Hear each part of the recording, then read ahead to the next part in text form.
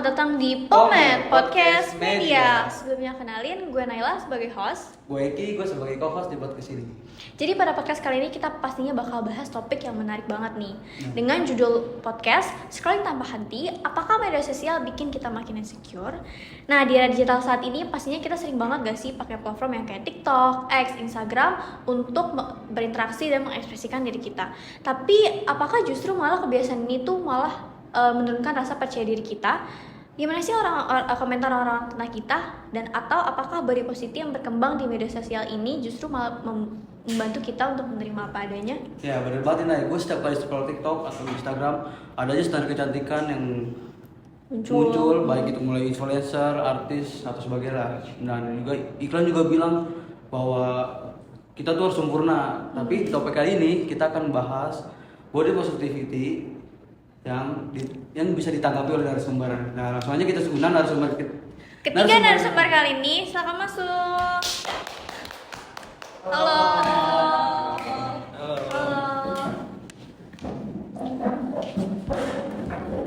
Gimana kabar kalian? Gimana kabarnya?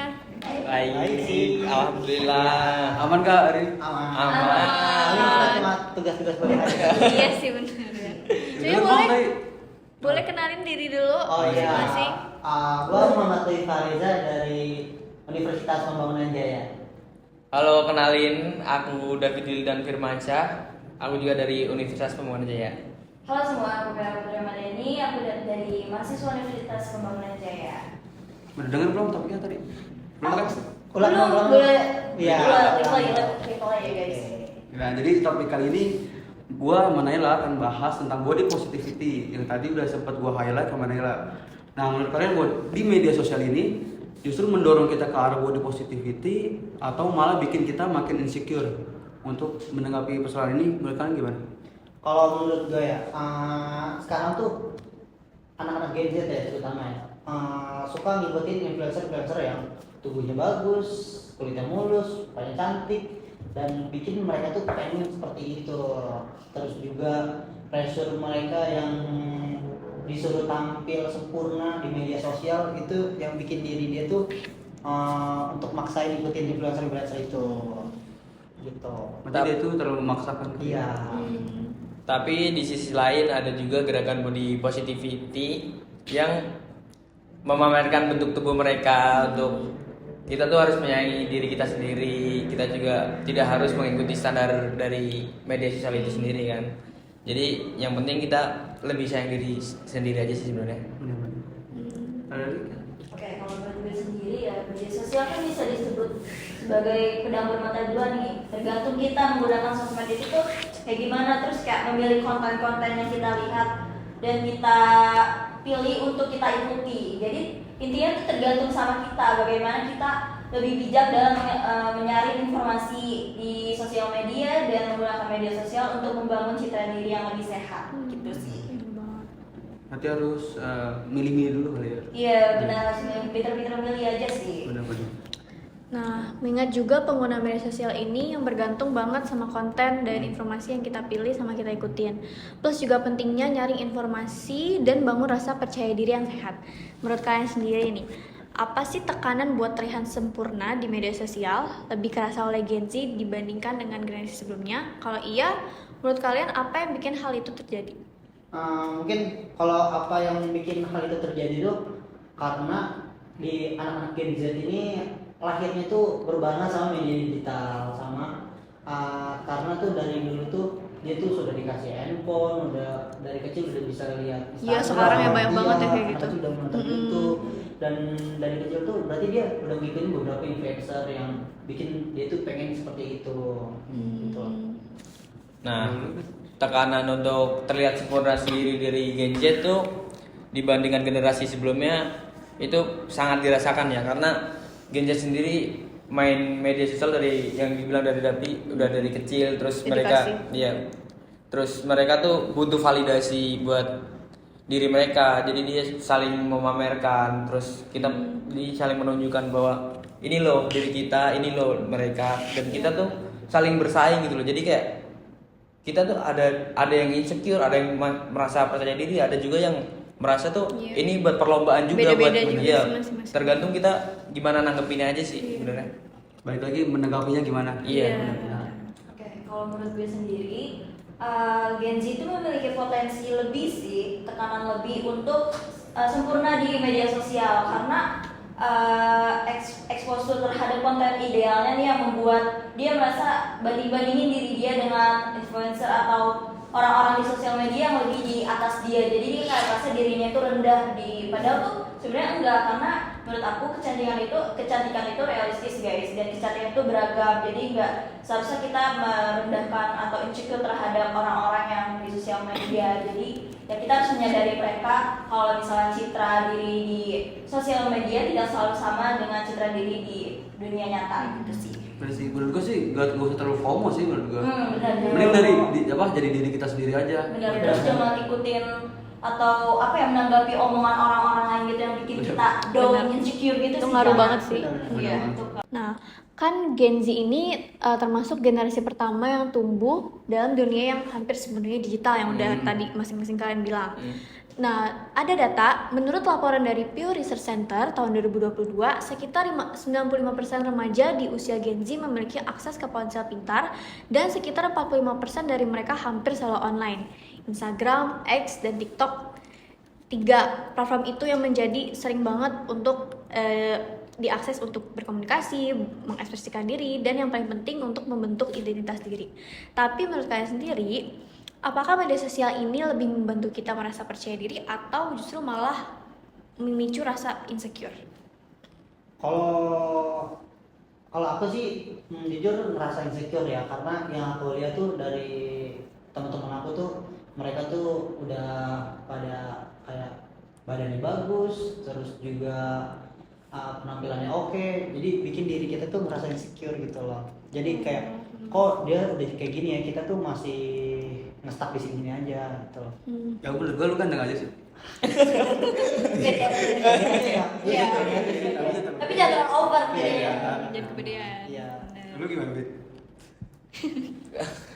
Kalau dari gua sih sebenarnya tergantung lagi gimana cara kita nanggepinnya.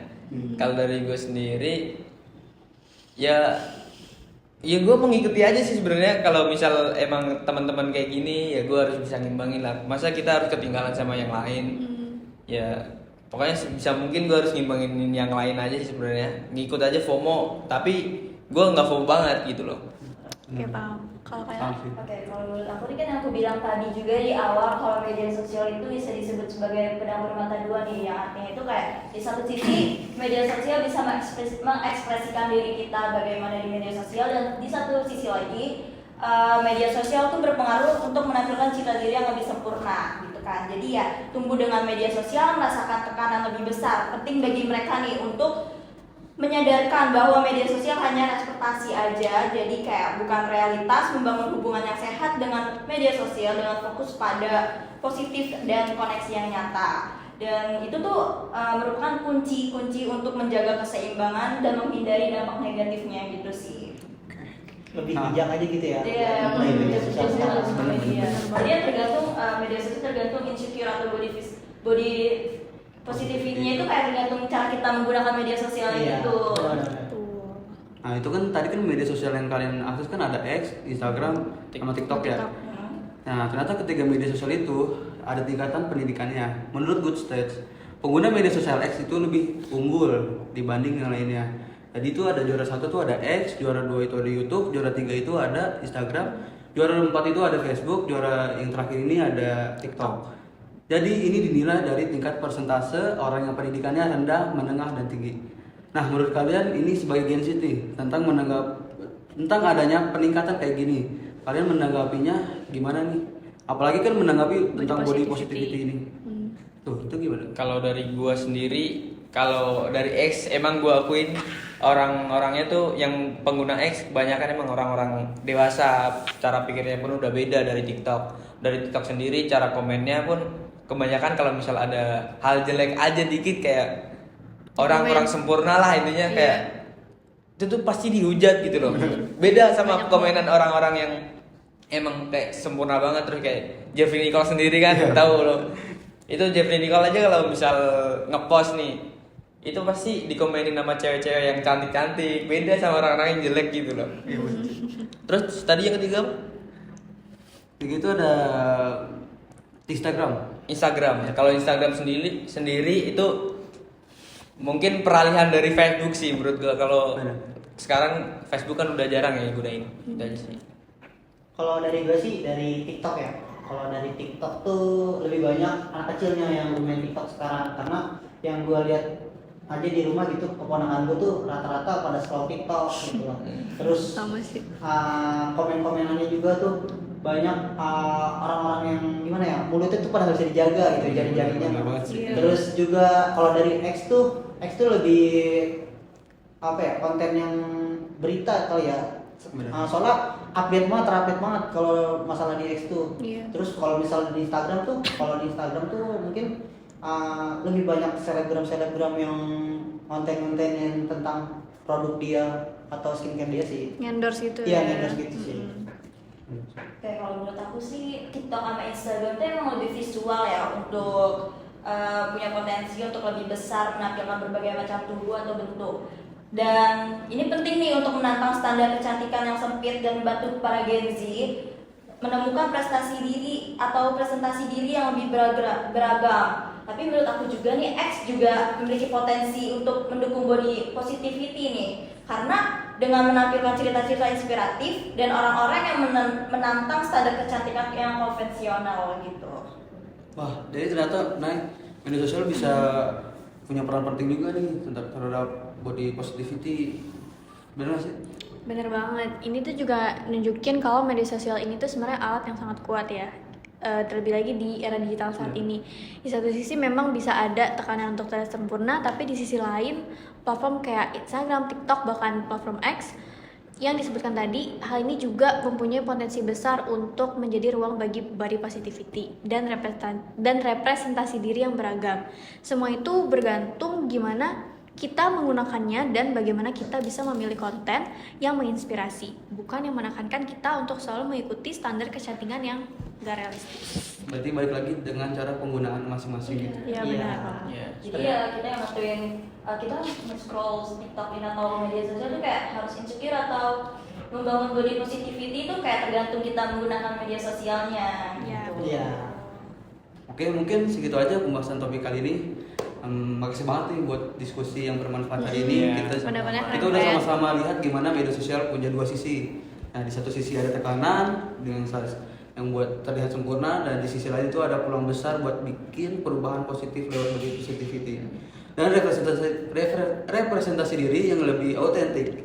Harapan kita dengan memahami cara pakai media sosial lebih bijak, kita bisa bikin lingkungan digital yang lebih suportif, inklusif, dan jujur sama diri sendiri. Makasih juga buat Narasumber yang keren ada. banget pendapatnya Keren juga. banget perspektifnya. Dan buat pendengar yang udah ngikutin diskusi ini, sampai ketemu di episode selanjutnya. Gua Eki sebagai co-host dan Naila, Gue Naila sebagai host. dan kami mengucapkan terima kasih. Terima kasih yang udah nonton. Bye. Audio Jungle.